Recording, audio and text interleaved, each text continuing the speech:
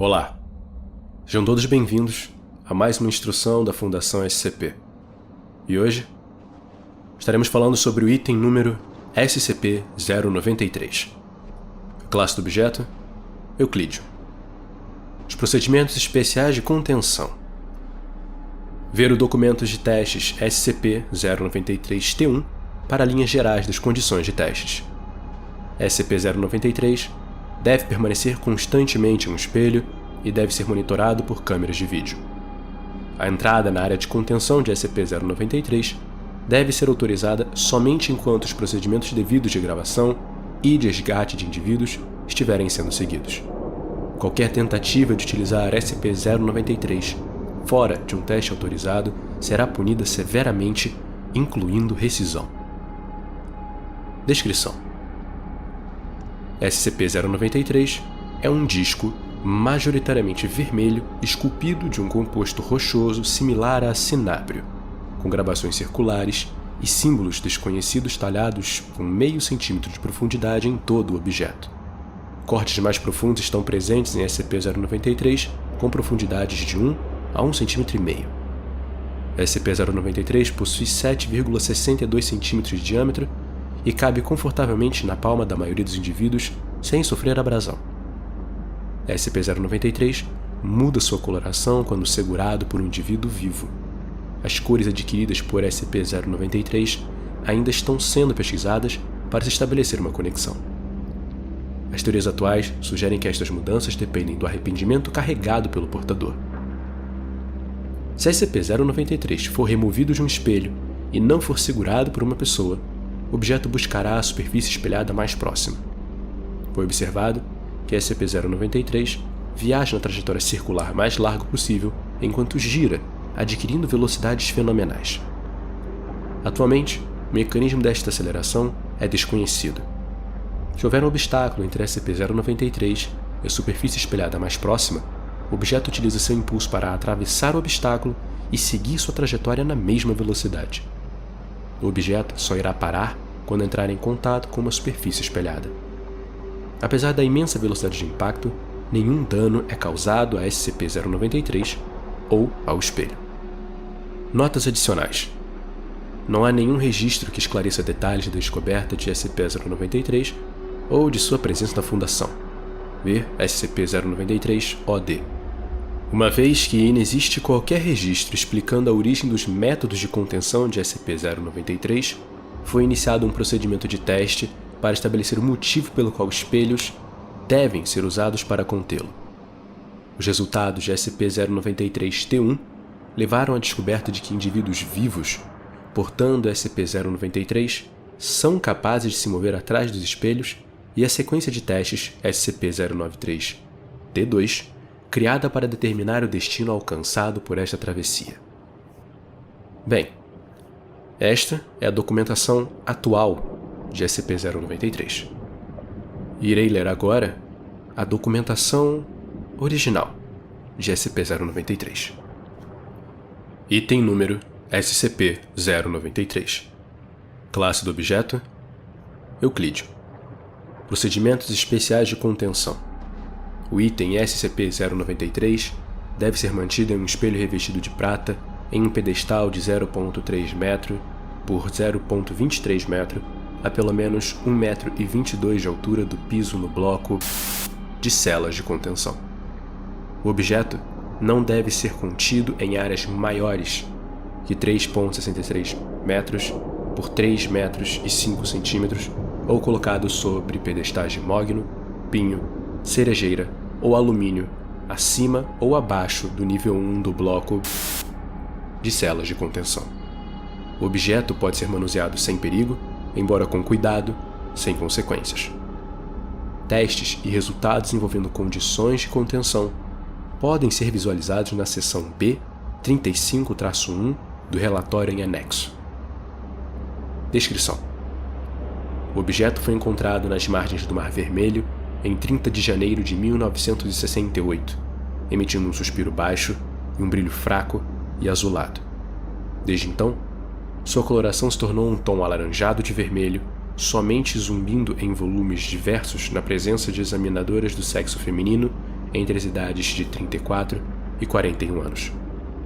SCP-093 tornou a emitir o tom azul documentado por 5434 às 1h23 em 26 de abril de 1986.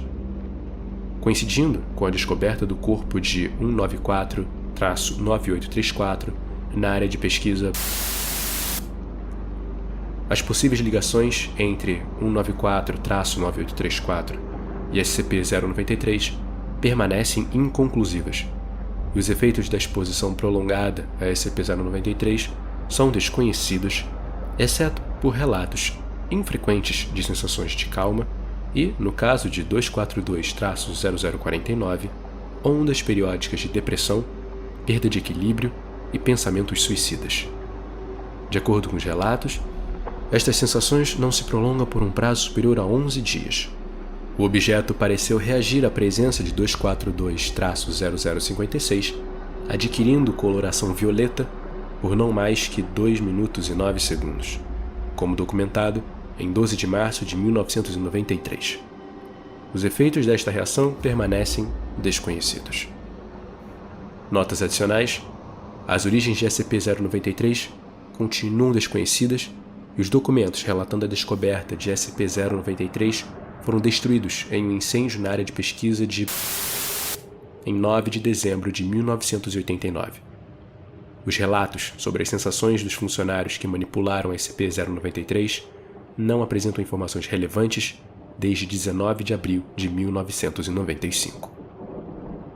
Bem, como podemos ver, a descoberta original de SCP-093 acabou sendo destruída junto com o arquivo original em um incêndio em 9 de dezembro de 1989. Agora podemos retornar à leitura do documento atual de SCP-093. E vamos reiniciar pela parte de SCP-093-T1 Teste de contenção. Testes com SCP-093 em certas condições baseadas nos procedimentos atuais de contenção para determinar a viabilidade da continuidade destes procedimentos. Iniciando com alterações no tipo de espelho utilizado para manter a superfície de repouso do objeto. Superfície espelhada, moldura de bronze, espelho com qualidade de varejo. SCP-093 entra em repouso sem qualquer atividade quando colocado sobre o espelho. Este teste por si só tira a necessidade do uso de sistemas de contenção caros de prata ou madeira. Mesa de qualidade padrão.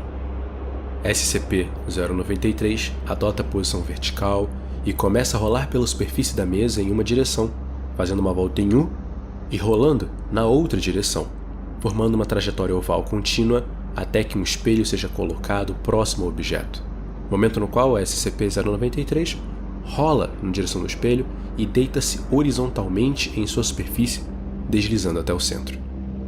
Notável que, apesar do aspecto áspero de SCP-093, o objeto não risca ou marca de qualquer forma o espelho durante seu deslocamento na superfície. 2 espelhos, frente a frente, nas duas pontas de uma mesa. SCP-093 gravita na direção do espelho mais próximo, independente de sua orientação, e não faz qualquer distinção entre os tipos ou formatos dos espelhos, dando prioridade ao fator da distância acima de qualquer outro ao escolher o espelho ao qual se deslocará. Um espelho portado por uma pessoa em deslocamento. SCP-093 acompanha o movimento do espelho, ganhando velocidade até que um máximo de seja alcançado. Em qualquer velocidade, o impacto de SCP-093 contra o espelho não gera danos a nenhum dos objetos. Uma pessoa portando SCP-093 e o colocando em um espelho. Este teste foi acidental e ocorreu como resultado de um funcionário tropeçar em outro após uma discussão sobre quem pagaria a conta do almoço. Como resultado deste comportamento, foi descoberto que uma pessoa portando SCP-093 e o colocando contra um espelho, na verdade, é capaz de entrar no espelho. Adendo. Os testes de contenção foram interrompidos após ter estabelecido que SCP-093 só requer um espelho qualquer para permanecer inerte. Testes envolvendo a interação humana com espelhos enquanto portam SCP-093 foram autorizados pelo Dr. SCP-093-T2 Teste do espelho. Protocolos do teste. Indivíduos testando SCP-093 devem vestir cintos com fivelas de classe 3 presos ao peito e ligados a um sistema de polias e cordas de tensão capaz de conceder 300 metros de movimento. Cordas adicionais podem ser adicionadas para ampliar o deslocamento, caso necessário. As fivelas devem ser de alta qualidade e capazes de aguentar forças aplicadas de 0,2 toneladas. Indivíduos testando SCP-093 devem portar um kit portátil de sobrevivência contendo uma fonte de luz equipável no pulso com vida útil de 3 horas e fontes de energia adicionais capazes de fornecer 6 horas adicionais de luz. 4 garrafas de água com meio litro. 4 refeições prontas de qualquer tipo, além de 2 barras de cereais simples. Gotas de chocolate são permitidas. Uma pistola comum Beretta de 9mm com 24 munições carregada. Este objeto não deve ser entregue até que o indivíduo tenha passado por um espelho usando o SCP-093 e deve ser entregue sob supervisão armada, após ser verificado que o indivíduo atravessou completamente o espelho. A arma deve ser devolvida antes do retorno do indivíduo através do espelho, que deve ser informado desta condição ao entrar no espelho de SCP-093. Uma faca de combate padrão.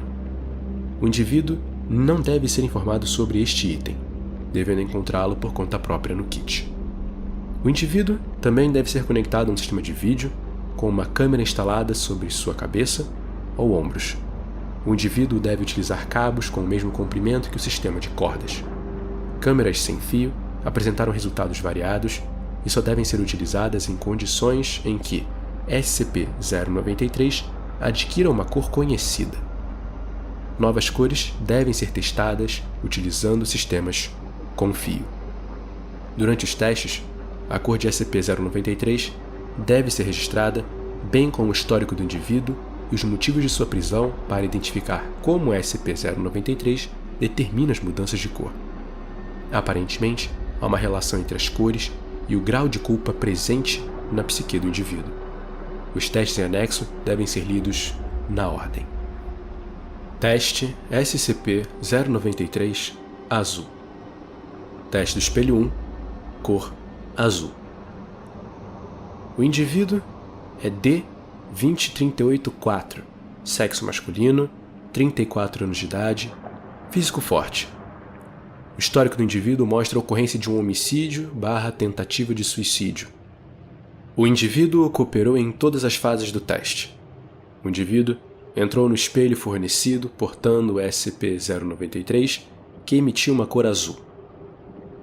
Técnicos observaram que o espelho manteve suas propriedades refletivas até que o indivíduo passou completamente por sua superfície, momento no qual o espelho passou a mostrar uma paisagem externa tingida fortemente de azul. Segue a descrição do material gravado em vídeo. A câmera se ativa e a imagem pisca. O indivíduo se encontra no mesmo campo relatado pelos técnicos. Parece uma típica planície de terras baixas, tudo tem uma coloração azul superimposta sobre as cores normais. Nenhum ponto de referência é discernível conforme o indivíduo desloca a visão para a esquerda e para a direita. Somente grama, mato e uma brisa que move as plantas mais altas. Nenhuma árvore e nenhum ser vivo é visível. O indivíduo segue em frente, conforme instruído, dando cerca de 500 passos antes que algo se torne visível.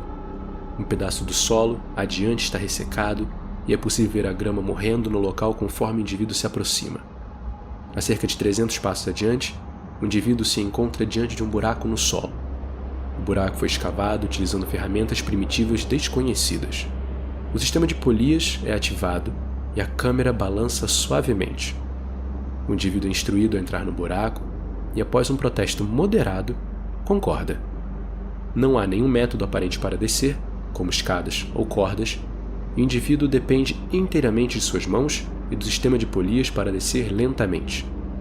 Cerca de 100 metros de cabos são utilizados para chegar no fundo, e a fonte de luz fornecida pelo kit portátil é ativada após cerca de 50 metros de descida, quando a luz externa torna-se insuficiente. Varreduras com a luz não revelam nada além de terra no fundo do buraco. O indivíduo segue em frente auxiliado pela fonte de luz. Ao ser questionado sobre a coloração azulada, o indivíduo parece confuso, alegando não estar vendo a tonalidade sob sua perspectiva desde o início. Luz é visível adiante na passagem e 150 metros de cabo já foram utilizados. O áudio da câmera registra o ruído da pistola sendo carregada. Quando questionado sobre suas ações, o indivíduo afirma se tratar de precaução justificada e prossegue.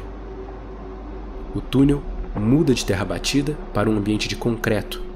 O indivíduo reclama de um fedor. A fonte de luz no túnel é atribuída a luminárias de teto, das quais cerca de 1/4 se encontram quebradas, enquanto as demais funcionam. Uma série de 6 portas, 3 de cada lado, são visíveis pela câmera, com uma 7ª porta no final do corredor bloqueada por um entulho metálico genérico. O entulho mostra sinais de ferrugem e trata-se de material comumente adquirido em lojas, indicando presença humana. O indivíduo é solicitado a tentar abrir as portas em qualquer ordem. O indivíduo primeiro tenta a primeira porta à direita. A porta encontra-se trancada e não abre. A segunda porta tenta abrir, mas não se move, estando destrancada, porém bloqueada. Fechada a segunda porta, é tentada a terceira, com os mesmos resultados da primeira. Do outro lado do corredor, a terceira porta abre completamente, levando a uma sala fortemente iluminada. A luminária portátil é desligada nesse momento, conforme a câmera inspeciona a sala. O cômodo está vazio, sem conteúdo, mas as paredes estão imundas. O indivíduo alega que a substância nas paredes não é terra, mas ele não consegue identificá-la. Parece lembrar plástico derretido, mas possui coloração marrom ao invés de preta. A porta é fechada. A segunda porta do lado esquerdo não possui maçaneta e não se move ao ser empurrada. O buraco onde estaria a maçaneta foi tapado com um material desconhecido. Todas as portas são feitas de modo que é impossível que qualquer coisa seja vista pelos lados ou por baixo das portas. A primeira porta na esquerda está trancada, mas parte da chave ainda está presente na tranca, com a parte de trás quebrada. Com esforço, o indivíduo consegue manipular a chave e abre a porta, imediatamente começando a tossir, reclamando do fedor. As paredes da câmara encontram-se limpas, bem como o piso. O teto está coberto de material marrom desconhecido na terceira sala. Nesta sala, há uma barraca improvisada feita de cobertores velhos com um travesseiro, uma caixa de madeira contendo caixas abertas do que parecem ser alimentos, com escritos que aparentam ser rabiscos através da câmera. Porém, o indivíduo afirma que as caixas simplesmente dizem cereal. Uma segunda caixa no cômodo contém o que parecem ser garrafas vazias de água que secaram. Há um livro ao lado da barraca, fechado e sem título ou qualquer marca de identificação. Na parede, há o que parecem ser artigos de jornal recortados, mas o idioma não pode ser lido. O indivíduo é solicitado a remover os recortes para a coleta. Todos os artigos, menos um, se desfaz ao toque por conta da idade avançada. O artigo intacto é colocado em um compartimento de amostras portátil e parece ser mais recente se comparado aos outros. Solicitado a investigar o livro, o indivíduo se move em sua direção. Há uma anomalia no áudio e um guinchado alto e metálico domina todas as comunicações por 3 segundos e meio. O indivíduo ainda não tocou o livro e, quando o ruído cessa, pede ao controle que repita o pedido. O controle não fez nenhum pedido durante esse tempo, uma vez que os fones foram removidos. O indivíduo é aconselhado a deixar o cômodo e percebe que a porta começou a se fechar sozinha lentamente e, se deixada como está, fecharia por completo. O indivíduo é aconselhado a deixar a porta em paz e investigar a porta da direita. Uma análise cuidadosa dos próximos 10 segundos de gravação revela que, conforme a câmera vira, uma figura é visível no final do túnel, onde a 7ª porta se encontra. A porta está aberta, somente o suficiente para revelar uma face pela brecha pouco antes que a porta se feche silenciosamente. Nenhum detalhe pode ser visto. O indivíduo investiga a segunda porta na direita, sem mencionar ter visto qualquer coisa fora do normal.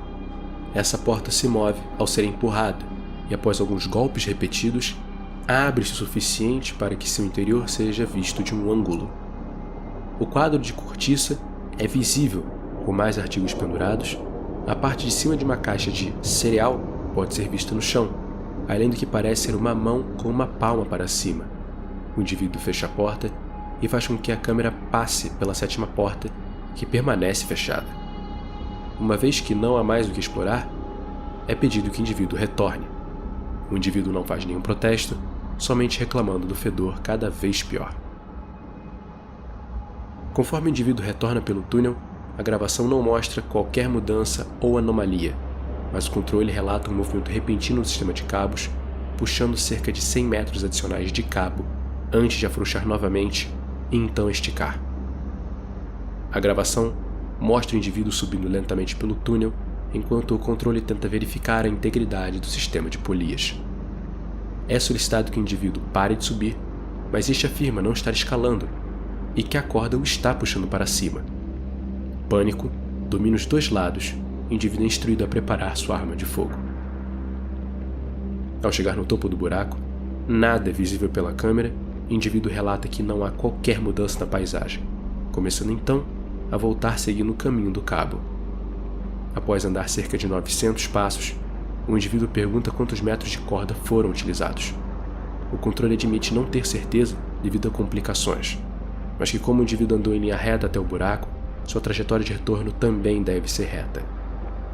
O indivíduo parece preocupado ao afirmar que há mais cabo visível agora, se movendo em um ângulo de 90 graus a partir de um ponto no solo. O indivíduo move a câmera em círculo lentamente. Na gravação, atrás do indivíduo, um grupo de 37 figuras permanece parado e silencioso. Suas características não são identificáveis e eles não possuem a coloração azul que domina a paisagem. Novamente, há pânico no controle, mas o indivíduo afirma que a única anormalidade é o caminho angular formado pelo cabo. O indivíduo puxa seu lado do cabo, que encontra-se esticado e imóvel. O controle começa a puxar o sistema de polias, acabando com a frouxidão remanescente. O puxão no cabo pode ser observado conforme a grama se desloca na porção posterior do ângulo, com a linha encontrando resistência conforme chega no ângulo. A câmera do indivíduo se desloca pelo cabo, que agora parece não estar mais preso, e é puxado normalmente.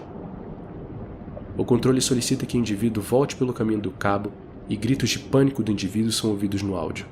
5 tiros são disparados conforme o indivíduo mira a arma para algo não visto pela câmera. O controle relata ver o indivíduo voltando para o ponto de origem, enquanto a câmera mostra o cabo desaparecendo em um ponto flutuante no ar. Quando o indivíduo passa por este ponto, todo o cabo encontra-se novamente enrolado no sistema de polias e a câmera mostra somente o chão. O controle relata que o espelho demorou cerca de 5 segundos antes de se tornar reflexivo novamente e que a SCP-093 permaneceu azul por 1 hora após ser recuperado. Um líquido com odor fedorento estava presente nas roupas do indivíduo e em suas mãos quando a pistola foi recuperada.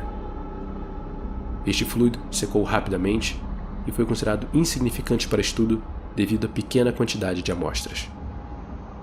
Os funcionários do controle relatam terem visto, ao monitorar o espelho, um ser humano enorme, rastejando no chão, facilmente 50 vezes maior que uma pessoa normal, sem características faciais e com braços muito curtos, se puxando na direção do espelho, antes que este voltasse a mostrar reflexos.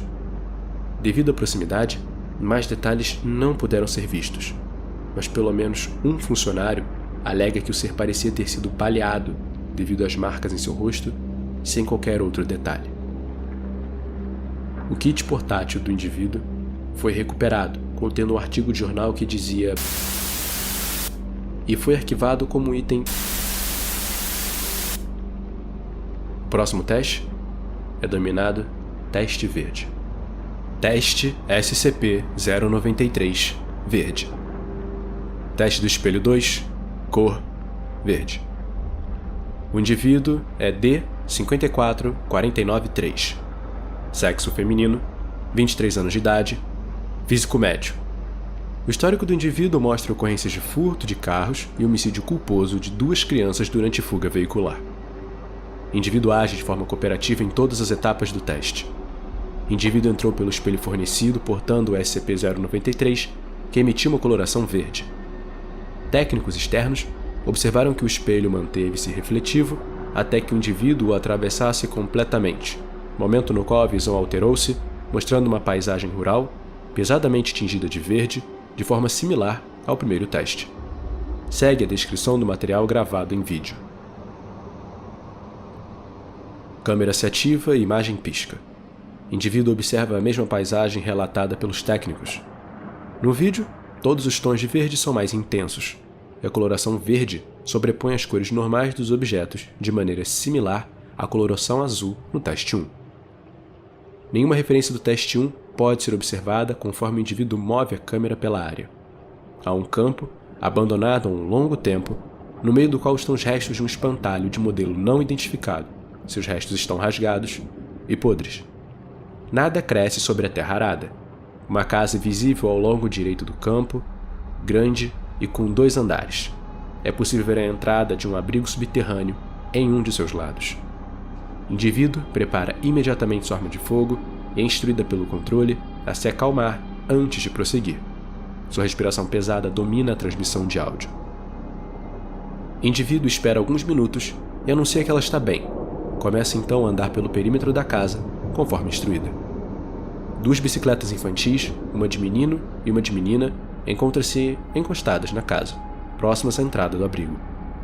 Uma das portas do abrigo encontra-se jogada sobre a grama, arrancada da entrada como evidenciado pela madeira lascada. Nas escadas, encontram-se roupas jogadas em ordem decrescente, de sapatos a camisa, descendo, pertencentes a um garoto. O indivíduo começa a gritar com o controle, perguntando se esse é algum tipo de brincadeira de mau gosto. O controle garante nunca ter visto este local também e pede que ela se acalme. O indivíduo leva alguns minutos para se recompor antes de continuar. Não se sabe se a SCP-093 criou algum vínculo entre o passado do indivíduo e o local. Após diversos minutos, o indivíduo concorda em continuar. A comunicação do indivíduo é silenciada e o áudio é dominado por uma conversa no controle cujo assunto são comentários sobre a atitude nervosa do indivíduo por 1 minuto e meio. A comunicação é restaurada conforme o indivíduo alcança o fundo das escadas. O porão da fazenda é típico e comum. Diversas prateleiras de madeira encontram-se na parede mais distante, contendo substâncias enlatadas desconhecidas. Luminárias quebradas balançam suavemente nas vigas do teto.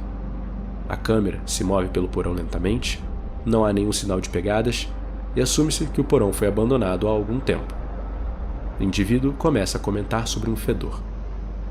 Conforme o indivíduo move a câmera pelo local, um alçapão de metal é visível no chão, similar à escotilha de submarino com alça giratória. O indivíduo observa que o cheiro é pior perto da escotilha e que a terra ao seu redor encontra-se amontoada e parece argila. A alça é velha, com a tinta gasta. O indivíduo é coagido a abrir a alça que, quando girada completamente, abre o alçapão. O indivíduo começa a tossir após a liberação do que presume-se que seja ar estagnado. Quando a câmera vira para mostrar o conteúdo do alçapão, mostra um túnel branco de concreto parecido com o encontrado no experimento azul, porém em estado de conservação muito melhor. É solicitado ao indivíduo que desça as escadas, fechando a escotilha ao passar. Após algum convencimento, o indivíduo concorda em descer, mas não fecha a escotilha. As preocupações negligenciadas com a possibilidade de romper o sistema de polias são levadas em conta. A descida pela escada e a ida até a casa consumiram cerca de 53 metros de cabo até o momento de chegada ao fundo do alçapão. Seu interior parece ser um abrigo inadequado para uso de longo prazo. É espaçoso, com cerca de metade do tamanho do porão, contendo 3 camas, uma de casal e 2 individuais. Diversas embalagens de alimentos, parecidas com as encontradas no teste azul, marcadas como cereal, enchem um recipiente para lixo próximo ao fundo do alçapão. Nas camas, encontram-se 2 esqueletos e há mais um no chão, deitado próximo ao que parece ser um revólver simples de 6 balas, sem munição. Há 3 cápsulas deflagradas no chão, próximo à arma. Do outro lado deste esqueleto, há um livro encadernado em bom estado. O objeto é coletado e colocado em um recipiente incluído no kit portátil, conforme solicitado. A arma é deixada a pedido do controle. O indivíduo examina mais do abrigo, focando em uma mesa onde um jornal foi cortado e encontra-se em bom estado. Os artigos recortados são coletados e usando recipientes do kit portátil.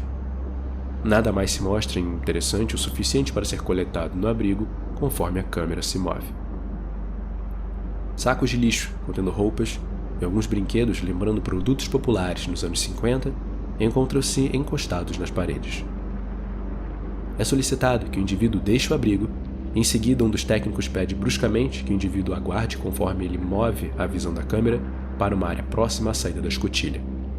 Uma inspeção mais próxima do local encontra uma área onde parecem haver entradas de Ethernet, cuja moldura foi levemente empurrada da parede por uma substância de cor âmbar desconhecida.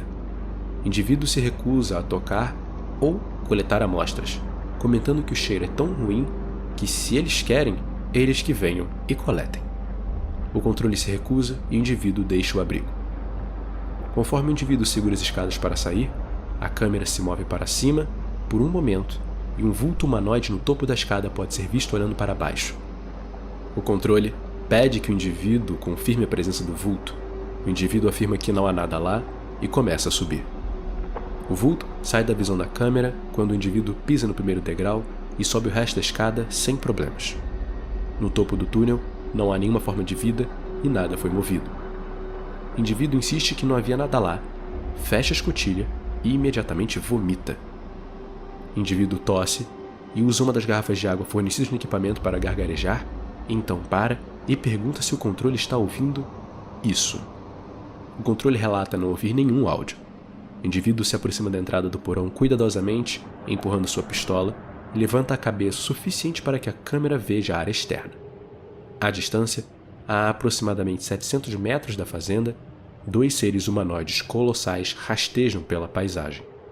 As entidades não reparam no indivíduo, que permanece em silêncio, mas com a arma sacada tremendo perceptivelmente. É solicitado que o indivíduo permaneça imóvel e em silêncio, conforme as criaturas se movem. Elas não possuem detalhes, viradas de lado, se movendo pelo campo de visão da câmera, de modo que seus rostos só são visíveis por alguns momentos. Durante esse tempo, fica claro que elas não possuem traços faciais. Os braços utilizados para se arrastarem são ora curtos, ora longos, se esticando e mudando de comprimento conforme se movem. Não há parte traseira nas criaturas. Todo o design corporal aparenta desaparecer no fim do torso. As 2 criaturas levam cerca de 10 minutos para desaparecer no horizonte, até que o indivíduo entre em pânico e implora para voltar. Pedido negado. O indivíduo é então instruído a entrar na casa pelo porão e não deixar o local em nenhuma hipótese. O primeiro piso é adentrado através de um alçapão no teto, piso, que se abre com um rangido que faz com que o indivíduo pare por 37 segundos antes de continuar a subir e entrar em uma cozinha. Uma camada pesada de poeira cobre todos os objetos da cozinha. A geladeira encontra-se aberta, toda a comida estragada. Adjacente à cozinha, há uma sala de estar, adentrada lentamente pelo indivíduo. Há uma poltrona, um sofá e uma televisão, todos no estilo e design dos anos 50. Na poltrona há um laptop cujo modelo também lembra a temática dos anos 50, coberto por uma grossa camada de pó. Abrir o laptop revela os últimos momentos de seu sistema operacional, Fiel OS, que sai de um modo de espera e desliga imediatamente. O laptop não tem uma fonte de energia externa e não pode ser ligado novamente. Quando é solicitado que colete o laptop, o indivíduo levanta junto à poltrona da almofada e os 2 encontram-se colados. É aconselhado que o indivíduo deixe o laptop aonde está. O interior da porta para fora foi barrado com tábuas grossas de madeiras e pregos. Não é feita nenhuma tentativa de interagir com estes objetos. A visão da câmera se move para uma escadaria que leva ao andar de cima. O indivíduo sobe as escadas sem que isto seja solicitado e as escadas não fazem barulho, para a surpresa do controle. Quando o indivíduo atinge o topo das escadas, é possível ver um corredor com 2 portas, uma de cada lado, e um pequeno elevador manual embutido na parede do fundo. O indivíduo abre a porta da esquerda por conta própria, revelando um quarto de casal. A cama está bem arrumada, mas o guarda-roupas ao lado foi deixado aberto e há roupas jogadas por todos os lados no chão. O indivíduo encontra diversas joias sobre a cama e é informada que deixa-as. O indivíduo começa a reclamar e então comenta que elas fedem e as deixa, saindo rapidamente do quarto. É solicitado que abra a segunda porta. A segunda porta é aberta e mostra um quarto de crianças. Obviamente uma menina e um menino, como pode ser percebido pelos tipos de brinquedos e roupas espalhados pelo chão. Há também uma janela, da qual o indivíduo se aproxima e tenta limpar o vidro com uma cortina. É solicitado ao indivíduo que mova a câmera para a janela, e este o faz. A fazenda é visível e a cerca de 40 quilômetros, calcula-se, há uma cidade. A câmera então vira e começa a mostrar a área em volta da casa.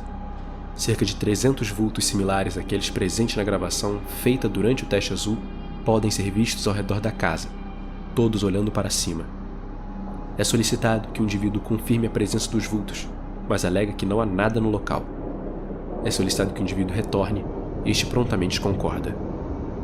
O retorno da casa é tranquilo, o sistema de cordas não apresenta qualquer comportamento errático. Quando o indivíduo volta para o ponto de origem dos cabos, um gemido alto faz com que a imagem trema. Técnicos do controle relatam também terem ouvido ruído e sentido a vibração. O indivíduo volta através do ponto de origem sem investigar o ruído, o espelho volta a tornar-se refletivo. SCP-093 recuperado.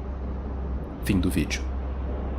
Os fragmentos de jornal foram arquivados como Teste SCP-093 Violeta. Teste do espelho 3, na cor violeta. O indivíduo é D84930, sexo masculino, 21 anos de idade, físico médio. O histórico do indivíduo mostra a ocorrência de um homicídio doloso de um policial durante uma apreensão de drogas. Este crime, normalmente embora grave, não justificaria uma condenação que trouxesse o criminoso a nós, mas o homicídio foi excepcionalmente brutal, com uso excessivo de violência. Este indivíduo não agiu de forma cooperativa e teve que ser lembrado que sua cooperação o beneficiaria. O indivíduo entrou pelo espelho fornecido portando a SCP-093 que emitia uma coloração violeta. Técnicos externos observaram que o espelho manteve-se refletivo até que o indivíduo o atravessasse completamente, momento no qual a visão alterou-se, mostrando uma paisagem urbana levemente tingida de roxo, de forma similar ao primeiro teste. Segue a descrição do material gravado em vídeo. A câmera se ativa e se move pela área. O indivíduo se encontra no que parece ser um centro urbano moderno similar a uma cidade como Nova York. As ruas estão praticamente vazias, exceto por alguns carros de marcas e modelos desconhecidos. Estes carros parecem ser de tecnologia altamente avançada e eficiente. O indivíduo tenta olhar pelas janelas dos carros sem ser instruído a isso, mas desiste comentando que tem um fedor de bunda vindo da área ao redor dos veículos. O indivíduo é persuadido a se aproximar de um dos carros e, tossindo, limpa uma janela coberta de terra. O interior do carro parece estar completamente cheio de um material marrom desconhecido. Nada é visível além da substância marrom. A inspeção de 2 outros carros tem o mesmo resultado. Contudo, um quarto veículo parece ser mais novo do que os outros e seu interior encontra-se imaculado. Além disto, as portas deste veículo encontram-se destrancadas e o indivíduo rapidamente o adentra e fecha as portas. O indivíduo é repreendido por seu comportamento e o controle da missão lembra que sua vida depende de nada além de um cabo, que, embora seja resistente o suficiente para aguentar o fechamento da porta de um carro, não resistiria ao deslocamento de um veículo. O indivíduo discute com o controle sobre esta questão e desloca a câmera pelo painel, comentando que não poderia fugir dirigindo mesmo que quisesse. O painel não possui nenhum controle familiar, não há ignição ou volante e há diversas pequenas telas apagadas, teorizadas como sendo parte de um sistema de GPS. O indivíduo permanece no carro enquanto o controle debate como proceder uma vez que a cidade é muito maior do que os cenários previamente explorados em testes. O controle continua discutindo o assunto enquanto o indivíduo olha a cidade de dentro do carro. Durante o movimento da câmera, uma face torna-se claramente visível, observando o carro, seus olhos vigiando o indivíduo. Contudo, este fato não foi percebido até uma revisão posterior ao teste. Até este ponto, o indivíduo não fez qualquer comentário a respeito da entidade. O controle logo informa que o indivíduo deve permanecer onde está e uma equipe de escolta é enviada pelo espelho para se juntar a ele. Uma equipe de 4 funcionários armados é enviada pelo espelho e procede até a localização do indivíduo. O indivíduo é instruído a remover seu equipamento de segurança, que é recolhido. A gravação não para, conforme a câmera é substituída por uma unidade sem fio portada pela equipe de escolta. A qualidade de vídeo desta unidade seria mais vulnerável à interferência, mas, para marcar a saída do espelho, um receptor sem fio é inserido através do espelho. O indivíduo deixa o carro e passa a andar com a equipe de escolta. Considerando a infinidade de opções, eles são instruídos a simplesmente se deslocarem até o prédio mais próximo e tentar adentrá-lo. Este prédio possui portas de vidro jateado com o nome XEA, Parceria de Pesquisa Incorporated, e suas portas estão entreabertas. Há um sistema de tranca magnético, mas o sistema encontra-se sem energia. A equipe entra no prédio, chegando no saguão principal. Esta área lembra um típico prédio comercial. Há uma mesa de recepção em forma de C, com uma cadeira posicionada longe como se tivesse sido empurrada e deixada com pressa. Há também um computador sobre a mesa. A equipe se aproxima da mesa e o portador da câmera é instruído a examinar o PC. A unidade parece ter energia e Fiel OS aparece escrito na tela, solicitando um nome de usuário e senha. Há um teclado extremamente fino e com teclas sensíveis ao toque, ao invés de pressionáveis. Após uma tentativa fracassada, surge uma tela de travamento informando que o número máximo de tentativas foi exigido e o computador se desliga. Nenhuma torre ou botão de ligar é encontrado, então a equipe segue em frente. Atrás da recepção, há 2 portas de elevador, uma à esquerda e outra à direita, com mais teclas sensíveis ao toque. O elevador da esquerda está quebrado, sua porta aberta mostrando o fosso vazio. O elevador da direita parece estar funcionando e com energia. Sem um destino óbvio, a equipe é instruída a ir ao andar mais alto para ter visão da cidade. Todos os pisos parecem acessíveis, com o mais alto sendo 114, sendo que os botões para os pisos 112, 13 e 113 estão faltando no painel. A viagem de elevador é rotineira, mas parece que o transporte passa pelos pisos 13 e 113, sugerindo que os andares foram construídos, mas que não há nada neles. No andar 114, as portas se abrem e a equipe entra em um salão. Há diversos sofás empoeirados e um televisor, aparentemente de LCD, com mais de 60 polegadas cobrindo uma das paredes, sem energia. Diversas janelas encontram-se abertas, levando luz do sol até o final do salão. A equipe avança, aproximando a câmera das janelas. A vista da cidade é espantosa. Um dos prédios visíveis mais altos, embora existam outros de tamanho similar. A cidade abaixo é cinza e silenciosa. Não há qualquer indício de vida nesta altura.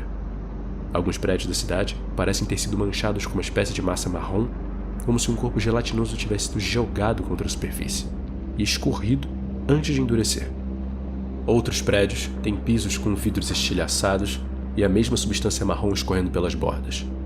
Um dos membros da equipe chama o portador da câmera até as janelas do outro lado do salão. Do outro lado do prédio, os limites da cidade podem ser vistos. A atenção é dirigida para uma rodovia que circunda a cidade, no qual outro humanoide imenso, com o corpo pela metade, rasteja, se arrastando com braços elásticos como visto em testes anteriores.